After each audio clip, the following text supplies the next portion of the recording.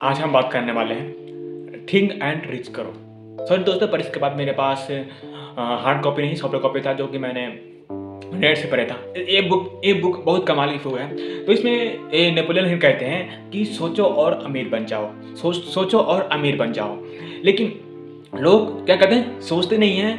सोचने से पहले वो ऐसे सोचते हैं कि सोच रहे हैं कि मैं काम ही नहीं करूंगा, मेरे से होगा ही नहीं। ऐसे दिमाग उसके दिमाग में होता है कि मैं मेरे से नहीं होगा, मैं नहीं कर पाऊंगा। कोई बस सोचने से कोई अमीर बन जाता है। ऐसे कैसे होता है, जब तक मेहनत नहीं करेंगे। सोचने से अगर सोचते नहीं तो क्या आज हमारे पास फोन होता? नहीं होता।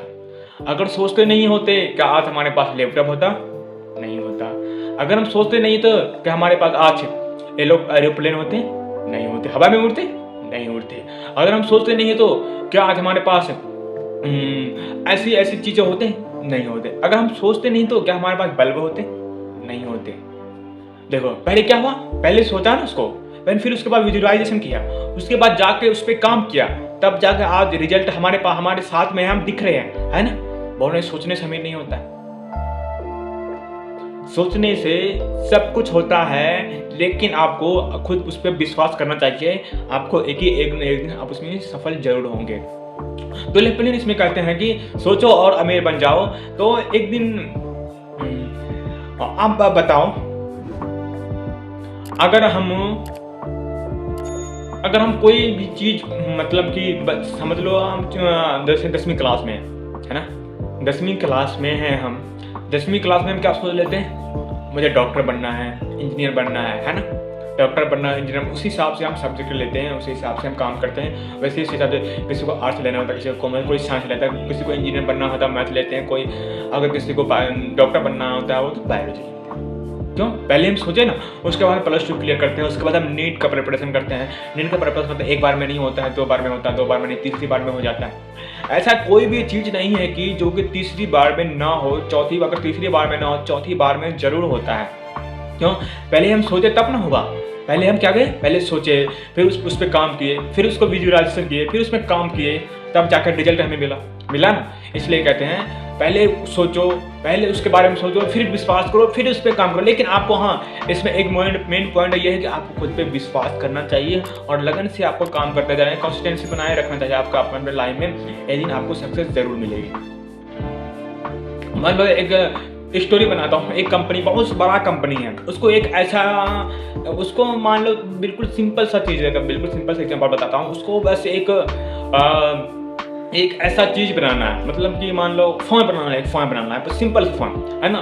इसको मैं बता रहा हूँ कब, इसके बस लेके चले जाओ 1970 या फिर 80 में लेके चले जाओ, तब जो कि कोई चीज़ संभव नहीं था, इम्पॉसिबल था, तब लेके चले जाओ।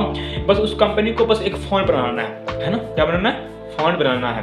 बस कोई मालिक आते हैं कि मुझे एक फ़ोन चाहिए, एक अच्छे सा डिजिटल मीडिया का एक फ़ोन चाहिए मुझे। तो सारे इंजीनियर को बनाते हैं, बड़े से इंजीनियर को बनाते हैं, सबको बनाते हैं कि मुझे फ़ोन चाहिए, अगले साल भर में मुझे फ़ोन चाहिए। सारे इंजीनियर हैरान हो जाते हैं कि नहीं हो सकता है, ये सब नहीं हो सकता है। तो कहता है कि आप काम करो, मुझे आप पर विश्वास है, आप काम कर सकते हो। तो इंजीनियर उसमें काम करते जाता है, 6 महीने बीत जाता है, साल भर बीत जाता है। फिर मालिक फिर से आते हैं साल के बाद कि सर नहीं हो रहा है। सब इंजीनियर हार मान लेते हैं कि कोई भी चीज़ नहीं हो रहा। स्ट्रक्चर उसका डिज़ाइन वगैरह बना लेते हैं, लेकिन उसमें सक्सेस नहीं हो पाते हैं, कि हो ही नहीं पाते हैं। फिर से मालिक आते हैं, मुझे आप पर विश्वास है, आप फिर से इस पर काम करना सीखो, काम करना शुरू। फिर मालिक ने फिर सारे इंजीनियर मेहनत लगा के फिर से काम करना शुरू कर देता है। फिर 6 महीने हो जाता है, फिर कोई रिजल्ट नहीं मिलता है।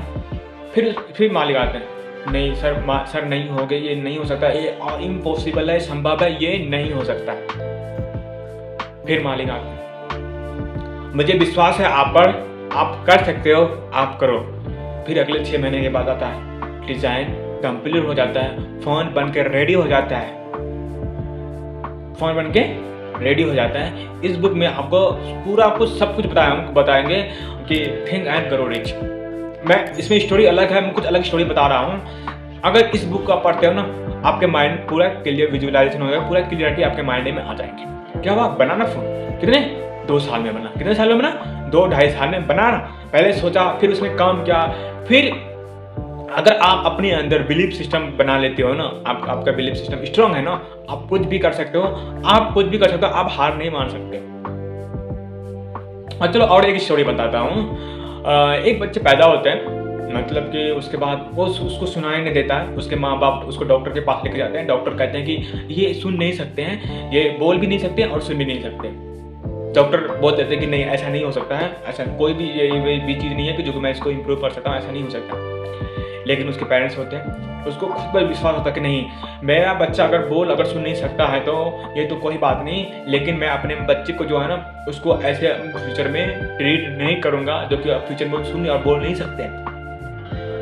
तो रोज़ रोज़ सुबह शाम वो अपने बच्चे के कान में बोलते हैं, रोज़ रोज़ सुबह शाम। आप एक दिन जो है ना अच्छे से बोलोगे, अच्छे से सुनोगे भी और अपने बड़े भाई से ज़्यादा पैसा कमाओगे।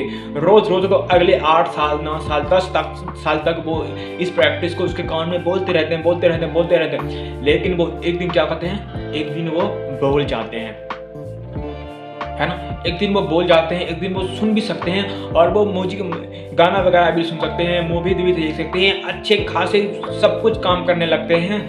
और एक दिन क्या होता है, सुबह उठ के वो लड़का ना जहाँ से मोची से कुछ पैसे लेता है ना, कुछ पैसे लेता है और कुछ पैसे से वहाँ पे कुछ खरीदता है और उसको कुछ वहाँ पे कुछ बेच के उसके बाद जितना डॉलर उसके पास से लिया है वो डॉलर उसको दे देते हैं, बाकी के वो डॉलर अपने साथ लेके चले आते हैं। वो उसी हालात में आके बस सो जाते हैं, वो सो जाते हैं और पैसे उसके हाथों में बंद होता है। जब उसके माँ बाप देखते हैं ना, माँ तो रो लेते हैं और बाप हंसने लगते हैं। माँ रोते हैं इस बात की, मेरे बेटे आप काम कर सकता है, अच्छे खासे अपने पैरों पे अच्छे खासे पैसे कमा सकते हैं। लेकिन वहीं पर उसके बाप जो है ना, वो हंस लेते हैं। इस बात से वो हंस लेते हैं कि मैं अपने जो काम मैं कर रहा था उसमें मैं कामयाब हो गया, क्योंकि एक उसके पास बिलीफ सिस्टम था। वो एक बिलीव किया था कि मैं कर सकता हूँ, मेरे बच्चे को मैं अच्छे से ट्रीट कर सकता हूँ, मैं इसको ऐसे सुनने के लायक बना सकता हूँ, बोलने के लायक बना सकता हूँ। तब जाकर उसके इतना मतलब आपको बिलीव तो होना चाहिए ना, आप बिलीव कर सकते हो। अगर अब उसके पेरेंट्स पे अगर बिलीव नहीं होता, क्या उसके बच्चे बोल सकता, नहीं बोल सकता। क्या उसके बच्चे कमाई कर सकता, नहीं कमा सकता। वहीं पर उसके दूसरे भाई थे ना, वो जब उसको पैसे की जरूरत होता था ना, वो बस रोते थे, मारपीट कर देते थे, ऐसे लेट जाते थे, कोई भी चीज़ मतलब जिद करने लगते थे। लेकिन वहीं पर उसके छोटे भाई जो थे ना, वैसा नहीं करता था। वो अपने खुद के दावों पे खुद काम करके पैसे कमाते थे, खुद अच्छे से पैसे कमाते थे। ये है एक बिलीफ। आपको बिलीव करना जरूरी है। अगर आप बिलीव करते हो तो बिलीव में इतना पावर है ना, आप कुछ भी कर सकते हो।